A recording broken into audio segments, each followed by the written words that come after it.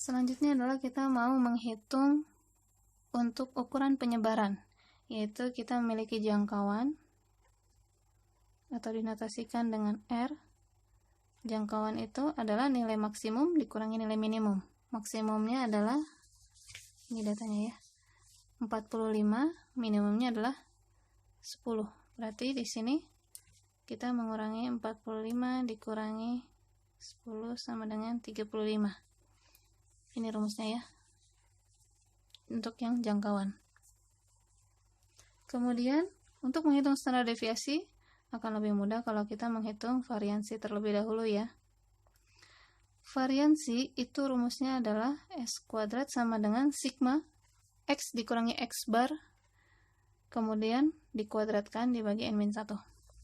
Jadi gini, kita punya data masing-masing data X itu disebutnya X ya, masing-masing data, dikurangi rata-ratanya. Rata-ratanya tadi kita dapatkan 29. Jadi masing-masing data kita kurangi, kemudian kuadratkan. Ditambah, kurangi, kuadratkan, dan seterusnya. Jadi, karena kita punya rata-rata 29, data pertama adalah 10 ya, berarti kita akan punya 10 dikurangi 29 kuadrat. Gitu ya.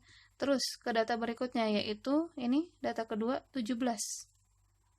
17 kurangi 29 kuadrat.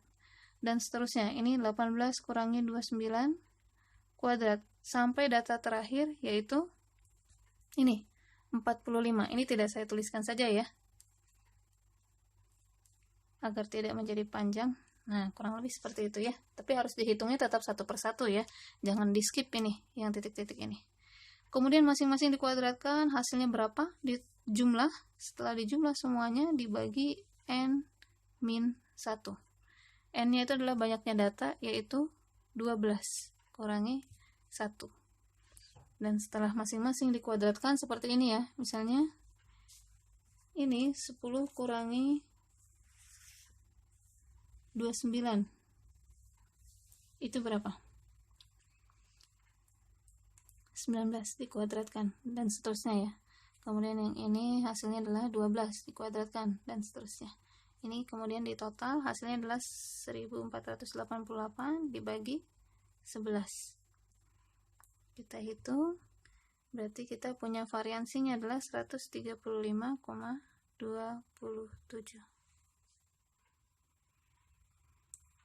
Ya, jadi seperti itu. Ini adalah nilai variansi. Nah, nilai variansi ini biasanya untuk dibandingkan. Misalnya data pelanggaran tahun ini,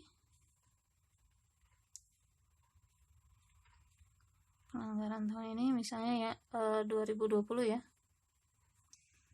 itu variansinya saya simbolkan dengan S kuadrat adalah 135,27. Sedangkan data pelanggaran tahun lalu, tahun 2019, itu adalah S kuadratnya 341,56. Nah, misalnya seperti itu. Dengan rata-ratanya sama. Misalnya rata-rata tahun lalu pelanggarannya adalah 29.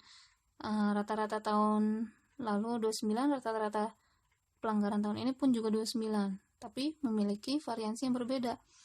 Berarti dari 29 itu ternyata tahun ini lebih tidak seragam.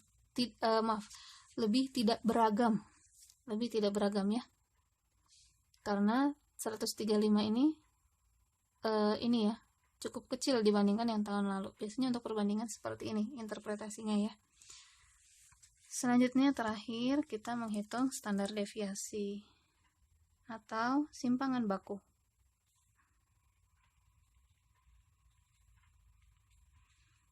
Notasinya adalah S. Ini tinggal kita akarkan saja dari S kuadrat, yaitu 135,27. Ini hasilnya adalah 11,63. Maka untuk yang standar deviasi ini maknanya